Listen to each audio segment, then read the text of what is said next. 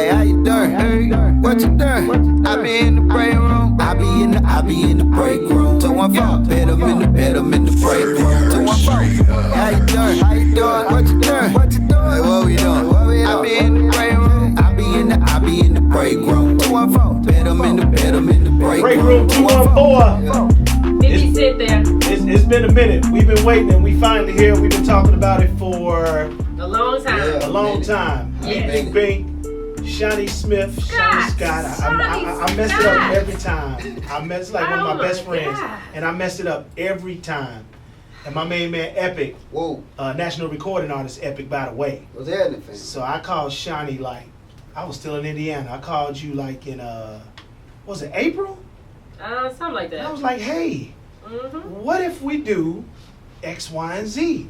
See, when you work somewhere and you get fired, you have a whole new outlook Yes. on life and about working for people. Yes. And so I was like, you know what, man? I got all this experience. Shawnee got all this experience. Epic got all this experience in the music business. Why don't we start our own joint? Preach. Yes. Preach. And so that's how the break room, our producer is telling what's going on. Yeah. My old man.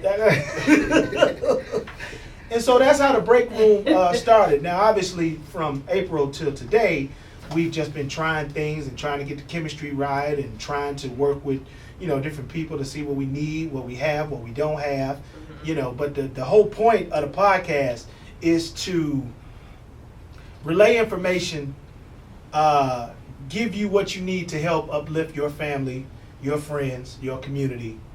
And I will tell you, like, it ain't easy. Like, doing stuff on your own ain't easy anyway, because for one, the first time you tell somebody that you're doing something on your own, they start going the other way. Man, when you need some support, they're like, I got you, dog. You don't hear from them. Nope. Right. So, we here. We're going to be here. We're going to go through the thick. We're going to go through the thin. And we're going to get it cracking. Yeah, We need some money. We need some money. Money. Right. That's what we need. The green kind. What they say on Coming to America, we love the kind that That's shake. right. They say we have not because we ask not. Yes. We are asking. And we're appreciative of the kind of money that shake, but we want the kind that folds. Yes. Right. How about that? Right on, man. Hey, which one are you on live? I gotta ask our producer that.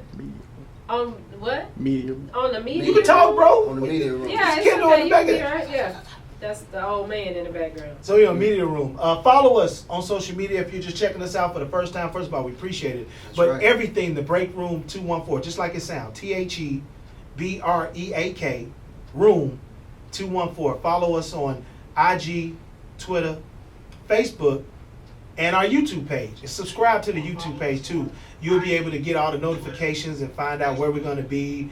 Like right now, we're in Dallas, Texas, but we go all over the country if we have to, when it's time for that. And we definitely got to shout out Flavor 316 Radio, my man G Wiz.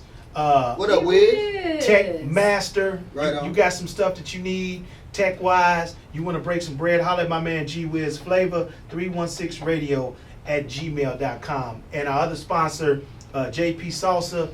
I'm talking about some of the best sauce, like salsa like you put on your chips and stuff. Yeah, Yeah. Some of the best. Some of the best. He in ATL right now. We need but some chips. Yeah. To go with the Yes, chips. he's gonna send us some chips and we're gonna have that little Salsa bowl. sit Yeah. right there. We're gonna be dipping in the chips. But We got one more sponsor. What we got? We have Witherspoon Law Group out of Tyler. So we actually did an event with him in Yep. Tyler for the Juneteenth what was it, parade. the festival? Oh, Juneteenth parade. Juneteenth parade. So if you've been injured in an accident, you have a family member that was hit by an 18-wheeler, maybe something went wrong on the She didn't say job. the car. Right. She You said got 18-wheeler. Get through a medical I'm not laughing at malpractice, just Baby, hit him up. if you got your brakes knocked off, Yeah, if you're in a Don't come out. motorcycle accident, Right, the 18-wheeler came Yeah. down 20 and hit you, right. Knock Holla your shag at- sideways, all that. yeah, holler at Witherspoon. Wow. And that's if you're in the Dallas-Fort Worth area. Well, anywhere. So anywhere They you not holler. limited. Yeah, that's right. Just Anywhere in hit the me in country. the DM and I'll get you to them. If you're in Bangladesh, hey, we'll send somebody. Get them out there. ASAP. Yeah, we'll get your rec check for you. ASAP. Hey, that's a good line. We'll get your Rec rec check. Rec check. Ching, Two ching. serious brothers, what they say? Serious cases, serious people, Serious Brothers. Right. Get your rec check. Jingle coming soon. Hey. Now, with it being Tuesday, you know, it's still close to the weekend, and you know, just looking at all these stories, man. And when I go live on Facebook, we go live like every day, and you know, we try to put something out there that's happening in the world, man. And obviously, the world is talking about these horrific shootings that happen, and you know, close to here. I mean, it's 8 hours away, Yeah. but I mean, it's El Paso. close. Yeah. El Paso, Texas, and Dayton, Ohio, which is also close for me because I used to live in Ohio. Right. I just moved back not It too was in long ago. Dayton? It was in Dayton. Really? Yeah. I thought the president said it was somewhere else. Yeah, the president say, pray for the people of Toledo. Yeah. Are you kidding me, dog? Come on, man. So you know, and you just brought me to a point, Shawnee. That dude was just reading off the prompter. He was just reading off the prompter. Did he? Who wrote that speech? They need to be fired. And this other guy, the shooter, was what? From Allen. Right So, Allen, Texas? here. Allen, Texas. so yeah. this dude Oh, drove, these terrorists. because we're based in Dallas, actually in Irving, Texas, where the Cowboys used to play. Remember East those Texas, days? what's up? East Texas, 903 in the building. 903, right? Yes, Already. 903. Right on. But this 903. dude, this dude came all the way from Allen, Texas, and drove Right. all the way to El Paso. Right. And they said he was targeting, according to reports, he was targeting Mexican people. So why did he go to El Paso? Why he didn't go to like Brownsville? He could have went all the way to Mexico. He was I right mean, there in yeah, El if you Paso. that bad at Mexican people, that's where they at. Yeah, you cross the Right. border, he right there in Juarez. You know. Yeah. Right. But I don't know the reasoning behind it. They had found some Facebook stuff of him, you know, being empowered by the president saying everything is an invasion, how people invading the country, and he had to do what he had to do. You know, unfortunately, as we talk about this, it's going to be more copycat killers out there. That's right. I mean, when Columbine happened, 99? Yeah. 95? Yep. And we've been trying to figure out, you know, for the longest, well, how do you vet them out? How do we identify who these people are before they strike? But can we really do that? I mean, how long have we been trying to figure this whole thing out? And why are we trying to figure it out? I know how we can figure it out. How you feel? Because we can stop making excuses for some stuff. So, real quick, I shared this story with you the other day. Yeah. So I'm at the driver's license Mhm. place. Okay. To renew my driver's license. And you know, you get the little form you got to fill out. Well, on the form it says, do you have autism? You know, check this box. Right. Oh, yeah, I remember that. Because, you know, they're going to put that on your license like they put on my license. She Right. vision impaired, so she should have on some contacts and some glasses. Right. So, if you have autism, then they're going to put that on your license so the police officer knows how to handle you. So if you get upset, and I'm like, wait a minute. So if you can't handle a traffic stop, Right. what you need to be driving for? How you able to get a pistol? You know, if you Yeah. if your autism is that bad, then you out there road raging. Right. You can't, you know, comply with the laws of the land. Right. Checking in and out, going 70 miles an hour. Yeah, but you got a Yeah, driver's yeah, license. Right. And I'm just saying, because I know it's probably some people that have kids with autism, or you have autism, whatever the case may be. But if you don't have it under control, then you don't need to be putting us all in danger. So That's right. that's number one. Yeah. If you got something where you can't get it together, because I'm, you know, a little thrown off too. However, if the police officer pulls me over, I'm not going to cuss the police officer out. Yeah, it's Where's the probably camera a at? thing. No, I'm I not. know, You Sean. see what happened to that She old gonna lady? cuss him out. You know they tased that. You see that They old lady? tased They the old tased that lady? lady. Oh, you didn't see that And she was video? still talking when they hit her. He hit her about two or three to a good time. Let me tell you He said, something. "Man, where you hurting that?" She said, "All over." It was an old white woman. Man. She's about 200 pounds. Mm. And she was smart in the mouth. Smart. Oh, She Lord. went- Now, the cop was white. Yeah, yeah. I was very surprised. Right. He still took a long time to handle her, because Right. if it would have been a black Right. woman, it wouldn't even went that long. Yeah. But he ended up tasing her because she broke Yeah, out on yeah. him. He, Why'd you tase Why'd you me? tase me? And he hit her so hard, he felt bad. He was like, "Man, you alright? After he hit her, you alright, ma'am?" That's She was like, terrible. "Where you hurting that?" All over. It's just like live PD after because they on TV, so they got to do it. After they arrested people, they start talking to them. Well, how you doing? Like, why'd you run? Right. What you- But the dude. But they do that. You know, I have to say this. Okay. As a black woman in America, I have been pulled over a lot, and I have spent some time in jail.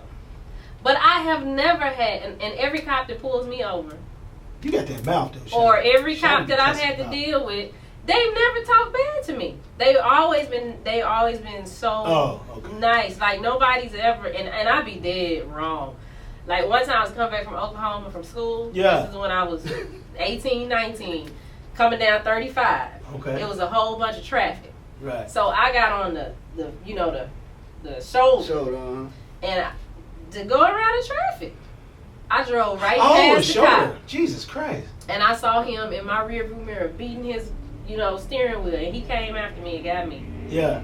And He should have got you though. Are you kidding me? And listen, that white man, he chewed me out like I was his daughter. I thought we had the same last name. Wow. But he didn't give me a ticket and he let me go. He said, "Don't do that no more."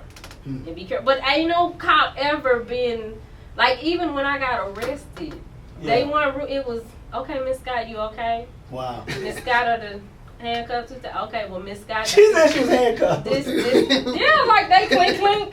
And Miss Scott, are they too tight? Are you comfortable in the back? Okay, Miss Scott, when we get there, this is what's gonna happen. And then they come check, "Miss Scott, you okay?" They come check on me and say, "Miss Scott," the other people in the cell, "What's your problem?" And I was I don't like, know them like that. I know, so I can't say that. I ain't had them issues with the police. So, another thing happened this week as we still talking about the shootings. It's very interesting. Now, me being from Chicago, every weekend somebody gets shot in Chicago. Every weekend. Like this last weekend, 40 people got shot. But that's the regular at the crib. It ain't like it's, oh my God.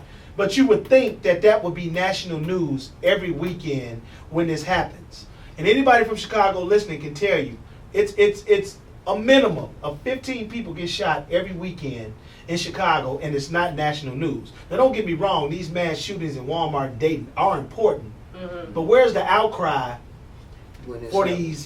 these guns and all this stuff? Because it's mainly happening in black neighborhoods in Chicago. Right. Not trying to put the race card on it, but I'm just saying, like, why is nobody talking about that? Which is crazy to me, because we got it here in our notes, and it's like the smallest story in all the big stuff we got. It's crazy. Right. The guns ain't falling out the sky, bro. No, they not. But what's the madness behind it? What's the mentality? What's the root of why is so much happening though? For instance, what dynamic can change in the community? That can maybe change the mindset, because you throw it off. The people got to change. We got to change. Like the meme they put out, it was a picture of Trump and it said With the gun? Charlie Manson Oh. didn't Yeah. kill anybody, but he incited people to. Yeah, Right. he didn't. It would have said Charles Manson didn't kill anybody, Yeah. but he influenced the people to do it. Or So, something like yeah. that. Right. They got Trump. And I'm with not, the gun. putting Wow. everything on Trump, because clearly before Trump was in office, we still had some issues. We did. Yeah. We did. But I think it deals a lot with how we are trained, and we train our little people that we have. That's right. And because what's interesting is, like, my kids, I never taught them about race. Now I'm having to explain race to them. They're 9 and 10. Mhm. But for the longest, they go to school. I say, "Well, what color is your teacher?" "Oh, she orange." Yeah. "She peach." Right. "Well, what color am I?" "Oh, you purple." They didn't know, okay, mommy is black. Or, okay, well, what, it was the colors in the coloring box. So, and that really, I should have taught them about race. Yeah. Way before, because now they confused and they really don't understand. But that's what I taught them. So they got little white friends. They don't know, that, and there's not anything wrong with that. But what I'm saying is they don't know anything negative of that. Because some people are taught, "No, Yeah. stay black." Yeah. No, I mean I agree 100% with my daughter. Like, she do that cheer stuff, and it's just a bunch of white girls. You know what I'm saying? And throughout the cities that we've lived in, we've lived in neighborhoods where it was white and black people. So I make sure she understands who she is and why she is and where she is. But like you said, like, I don't think they see color. I know they don't really. It's the break room. 214